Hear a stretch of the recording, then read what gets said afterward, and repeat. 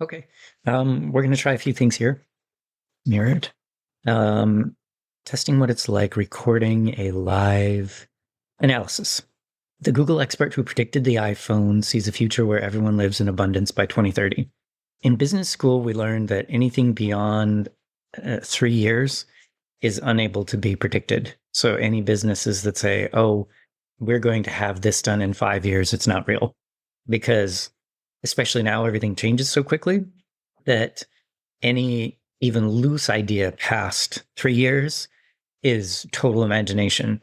So living in abundance by 2030 doesn't actually mean anything. Now, if he said um, everyone's living in abundance by 2028, that's more reasonable. And I know the difference between 3 years and 5 years seems funny, but like 3 years is a reasonable predictive window. 5 years is not. What do we see here?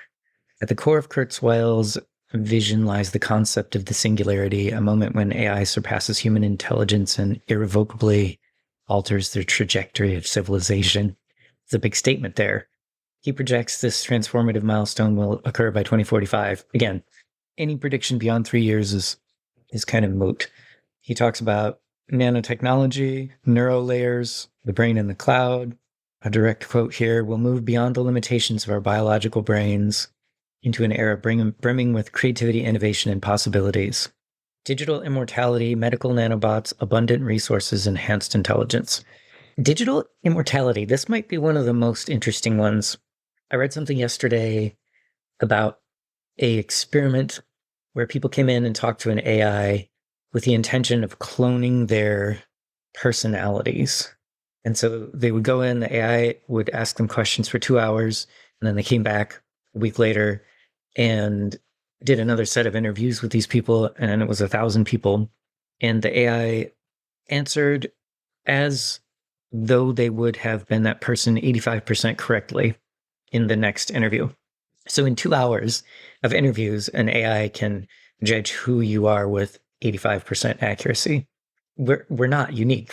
We're not special. I could go in and get interviewed by an AI for 2 hours and have an 85% accurate immortality rate, like a digital agent. And, where if you go back in after the 85% test and spend another 2 hours, maybe it gets to 90%, and then another 2 hours and it gets to 90. I mean, it would get smaller as it asks you more nuanced questions. But also, if an AI is interviewing me, I only know myself so well. There's the story I tell myself, and then there's actual reality. So I might say in an interview that my favorite color is black, but in interactions with people, my actions show that my favorite color is purple, right? So an interview can only say so much. An interview will allow an AI to replicate who you say you are instead of who you actually are. Like if the AI interviews you and you say, oh, I get 8 hours of good sleep every night, but you actually, in reality, are only getting 6. So you can't replicate yourself. Not only do you have to be interviewed in how you present yourself, but you also have to have real data that will tell a different story.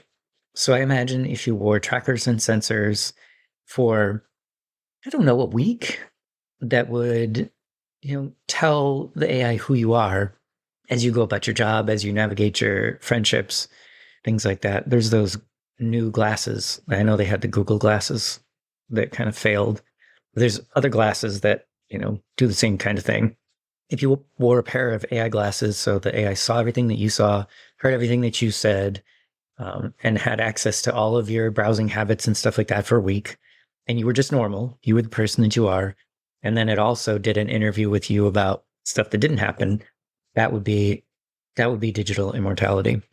So, and here it says AI could enable people to interact with virtual recreations of lost loved ones. In the future, these simulations might evolve into physical reconstructions, blurring the line between life and death. Digital immortality, and then put it in a robot, and you live forever. But not only could you live forever, like you could potentially make yourself better. Like when people are stressed or angry, they say things and do things, and they're like, "Oh, that's not me." So in a digitally immortal recreation of yourself, you could get rid of the stressed version of yourself. You could create a version of yourself that stays calm. And benefits, detriments, I don't know. But it would be interesting because it's moments of stress that can pull out the bad parts of you, the greedy parts, the immoral parts.